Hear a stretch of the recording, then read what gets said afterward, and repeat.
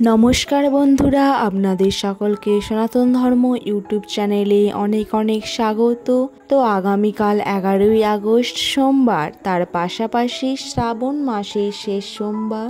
এই দিন এস নামের ব্যক্তিদের দিনটি কেমন কাটবে, সঙ্গে গ্রহ নক্ষত্রের নানান প্রভাব এবং কি কি পরিবর্তন ঘটতে চলেছে, আদেও কি কিছু শুভ ঘটনা ঘটবে, পুরানো না হওয়া কিছু কাজ হওয়ার কি সম্ভাবনা রয়েছে, এই সমস্ত গুরুত্বপূর্ণ বিষয় নিয়ে শুরু করছি আজকের এই ভিডিওটি। তো চলুন বেশি দেরি না করে ভিডিওটি শুরু করা যাক।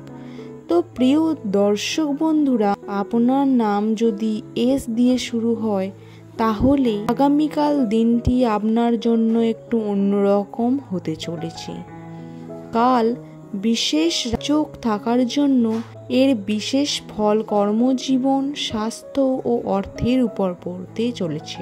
প্রথমে জানতে হবে এই এস নামের ব্যক্তিদের উপর কোন গ্রহের প্রভাব বেশি। তো আপনাদের সুবিধার্থে বলে রাখি, এই এস নামের ব্যক্তিদের উপর চন্দ্র ও শুক্র গ্রহের প্রভাব সর্বাধিক হয়ে থাকে। তাই তো এনারা শুক্র ও চন্দ্র গ্রহের জন্য আকর্ষণীয় প্রকৃতির হয়ে থাকেন। এছাড়াও সংবেদনশীল ও নেতৃত্ব প্রদানে এদের জুড়ি মেলা ভার।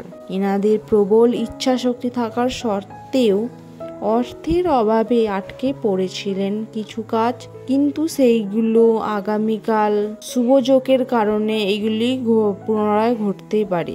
এছাড়াও এনারা মিষ্টিভাষী হওয়ার কারণে সকলের কাছে প্রিয় পাত্র হয়ে থাকে। কিন্তু গ্রহ নক্ষত্রের দিক পরিবর্তনের ফলে এনাদের ভাগ্য ফিরতে চলেছে। এই সময় অর্থপ্রাপ্তির এক বিশেষ যোগ লক্ষ্য করা যাচ্ছে। তাই আপনারা ব্যবসায় মনোনিবেশ করুন এবং ছোট ব্যবসায়ীরা বড় কিছু ব্যবসার উদ্দেশ্যে এক ধাপ এগোতে পারেন। এর সাথে সাথে অবশ্যই আপনার লক্ষ্য স্থির রাখবেন, যা ভবিষ্যৎ সময়ে ফল দেবে।